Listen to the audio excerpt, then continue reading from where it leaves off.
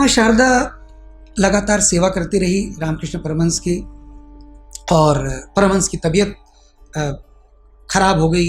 उनको कैंसर हो गया था गले का, बहुत सी दिक्कतें थी, पर प्रोग्राम वही चलता था। लोग आ जाते थे, बैठ जाते थे, रामकृष्ण परमहंस उनसे बात कर रहे हैं और ऐसी छोटी छोटी उनको सूत्र दे रहे हैं रामकृष्ण परमहंस जीवन के। और माँ शारदा कहाँ है? वो अपना किचन में खाना बना रही। वो वहाँ बैठ के सुन नहीं रही क्या प्रवचन चल रहा है, क्योंकि प्रवचन सुनने जो 25 आदमी बैठे हैं उनका खाना कौन बनाएगा। तो वो लगी। विवेकानंद वहीं बैठे हैं, वो नोट्स ले रहे हैं, गुरुजी क्या कह रहे हैं, क्योंकि आगे बताना है। वो वहाँ नहीं है, वो अपना काम में है, वो एक्शन में है, खाना बना रही सबके लिए। तो बीच में से क्या होता था कि ये रामकृष्ण परमहंस बोलते बोलते किसी ने पूछा कि ये निर्विकल्प और सविकल्प समाधि में फर्क क्या है। तो वो कहते हैं कि निर्विकल्प समाधि, 1 मिनट रुको जरा आता हूँ। लोगों को लगता कि बाथरूम जाना हो, तो बाथरूम नहीं जाते थे, वो किचन में चले जाते थे। कहते थे क्या पक रहा है, क्या बन रहा है, बहुत अच्छी सुगंध आ रही। वो कहे कि आप वहाँ आपका सत्संग चल रहा है ना, तो बीच में से उठ के आ जाता है। बोले क्या बन क्या रहा है? बोले पकौड़ा बन रहा है। बहुत बढ़िया बढ़िया, फिर जाके बैठ जाते। हाँ, तो क्या बात चली थी? निर्विकल्प और सविकल्प समाधि। ऐसा वो एक बार नहीं, ऐसा कई बार करते थे। एक दिन शारदा माँ ने कहा कि ये बात कुछ अब बीच में से मतलब इतनी गहरी बात चलती रहती है, निर्विचार चैतन्य की बात चल रही है, आप उठ के यहाँ आ जाते हो, क्या बन रहा है? खीर बन रही है क्या? अरे वाह। तो वो कहे कि ये क्या चक्कर है? तो रामकृष्ण परमहंस ने कहा कि ऐसा है कि मेरे भीतर कुछ भी शेष नहीं है, मेरे भीतर कोई विचार नहीं है, कोई भावना नहीं है, कोई इच्छा नहीं है, कुछ भी नहीं है, खाली हो गया हूँ। तो मेरे लिए जीना मुश्किल है, क्योंकि यहाँ जीते रहने के लिए कुछ ना कुछ बाकी रहना चाहिए। तो बोले मैंने जबरदस्ती का ये बाकी रखा है स्वाद। अगर ये मैंने छोड़ दिया, और जिस दिन मैंने स्वाद लेने में रुचि नहीं दिखाई, तुम समझ लेना कि उसके अगले 3 दिन में मैं चला गया। उसके बाद शारदा कुछ नहीं बोली। उन्होंने कहा ये तो बड़ी मामला ही अलग है। बोले मेरा जो जहाज है ना, वो इतने ही लंगर से अटका है, छोटे से। ये लंगर खुल गया तो जहाज निकल जाएगा। फिर ऐसा हुआ, उनकी तबीयत खराब हुई, ये सब चलता रहा, और बराबर भोजन करते। एक महिला ने उनसे बोला माँ शारदा से कि मैं आज भोजन देती हूँ ठाकुर को। शारदा माँ की बात कर रहा हूँ मैं, रामकृष्ण परमहंस की बात कम करना चाहता हूँ, माँ शारदा की बात ज़्यादा करना चाहता हूँ। आज हम उनको समझ रहे हैं। तो माँ शारदा जो थी, वो मातृत्व, वो माँ थी, वो सबकी माँ थी। तो किसी महिला ने उनको बोला कि आज ये भोजन मैं दे दूं ठाकुर को। तो उन्होंने कहा कि हाँ तुम दे दो। वो महिला गई, उन्होंने वो खाने की थाली रखी। रामकृष्ण परमहंस ने देखा कि शारदा कहाँ है।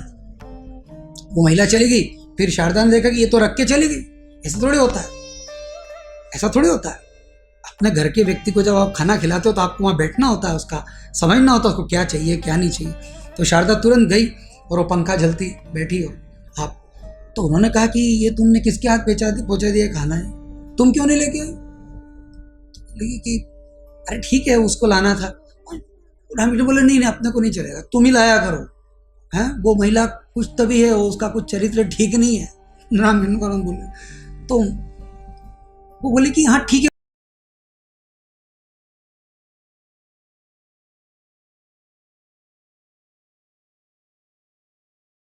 कि मेरे साथ तकलीफ ये है कि कोई मुझे माँ कहता है ना, तो तब खत्म हो जाता है, फिर मैं मना नहीं कर पाता। उसने कहा माँ मैं थाली ले जाऊं? मैंने कहा हाँ, माँ के पास हाँ ही है और कुछ भी नहीं। तो रामकृष्ण परमहंस बड़े खुश हुए, उनको लगा अरे इसकी तो घटना ही कुछ और हो गई। वो तो कहा नहीं मैं खाता हूँ भोजन। पहले तो बोले मैं भोजन नहीं करूँगा, काय को भेजा उसके हाथ। बोले एक तकलीफ ये है कि कोई माँ कह देता है तो, और दूसरा ये कि आप मुझसे नाराज हो, खाना मत छोड़ो, क्योंकि अकेले मेरे स्वामी नहीं हो आप तो सबके स्वामी, आप सबके लिए भगवान। मेरे तो भगवान हो ही आप, पर सबके भगवान। सबके लिए जीना जरूरी है, भोजन लीजिए। रामकृष्ण परमहंस खाने लगे। आश्रम में सबको पता था कि ये माँ है, और ये माँ है ना सिर्फ नाम की माँ नहीं है, पूर्ण माँ ही है।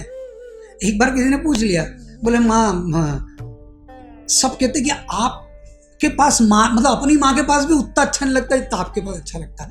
आप मातृत्व की ऊर्जा हैं, आप शक्ति हैं, आप माँ। तो मेरे कुछ बोले ऐसा समझ नहीं आता कि क्या फर्क क्या है इसमें। शारदा माँ तो कोई ज्ञानी थोड़ी कि वो उन्होंने कहा कि अरे वो फलाने शास्त्र में ऐसा लिखा है कि उपनिषद ये कहते हैं कि वेद।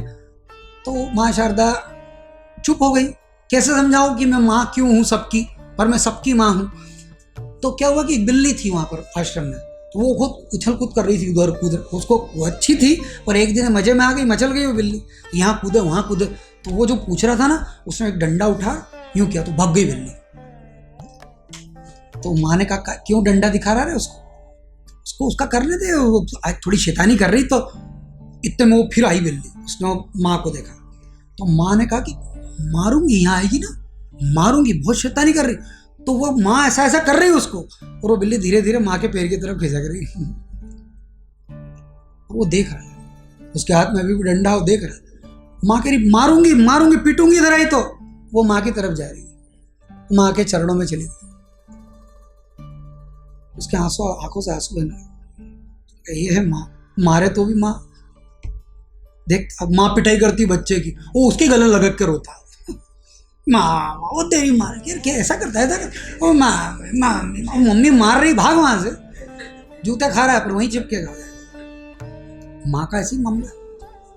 तो लोगों को वहां देखने को मिलता था कि रामकृष्ण परमहंस किसी को मना कर देते थे, तुम्हारी दीक्षा नहीं हो सकती, लोग मुझे दीक्षित कर दीजिए, नहीं हो सकती तुम्हारी दीक्षा। तो उनको वहां लोग आश्रम में बता देते थे कि माँ के पास चले जाओ, माँ सबको दीक्षा दे देती है।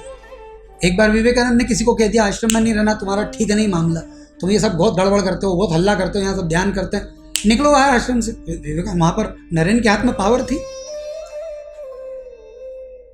तो वो बोला कि नहीं जाऊंगा। नरेंद्र ने कहा ऐसे कैसे नहीं जाएगा, नहीं जाऊंगा। किसी ने नरेंद्र को बताया आके कि ये क्यों इतनी दम से कह रहा नहीं जाऊंगा, क्योंकि ये आपके पहले ही वो माँ से बात कर आया है। इसने कहा माँ ये मेरे को ना निकालने के चक्कर में। माँ ने कहा बेटा तू किसी हालत में जाना ही मत कहते। विवेकानंद ने कहा कि तुम गलत बात है, सुप्रीम कोर्ट पहले चले गए। तो हंसने लगे विवेकानंद, अब कुछ हो ही नहीं सकता। माँ ने कह दिया कि बात खत्म, कैसा भी होगा यहीं रहेगा, जो आ जाए उसकी दीक्षा कर दे माँ, जो आ जाए। एक दिन किसी ने पूछ लिया क्या माँ किसी को भी दीक्षा दे देती है? कोई आया माँ मुझे दीक्षा चाहिए पे, थोड़ा रामकृष्ण परमहंस योग्यता देखते थे, विवेकानंद योग्यता देखते थे, योग्य है कि नहीं, अभी नहीं 2 साल बाद। माँ कहेगी हाँ आजा बेटा लाओ, कान में मंत्र भर दे। कहेगी ये मामला क्या है तुम? अच्छा स्टेशन पे दीक्षा दे दे, गाड़ी में बैठी हुई दीक्षा दे दे, सड़क पे कहीं जा रही है, बाजार में सब्जी खरीदने, माँ मुझे दिखा, हमने कहा यही करो इसकी दीक्षा।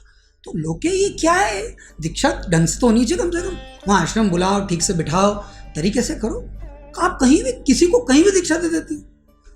फिर शारदा ने एक दिन कहा कि बोले ऐसा है भी कि एक दिन बोले रामकृष्ण परमहंस ने मुझसे कहा था कि तेरे हाथों जिसकी भी दीक्षा होगी उसके मृत्यु के समय मैं उपस्थित रहूंगा और उसको ले जाऊंगा अपने साथ।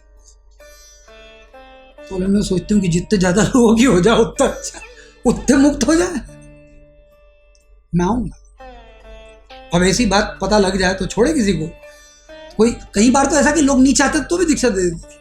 देखती थी यार बहुत 2-4-8 दिन से बहुत आता है, रोज बैठता बेचारा, फूल बिनता रहता है, कपा, इधर दीक्षा नहीं चाहिए क्या? हाँ चाहिए ना, ये ले।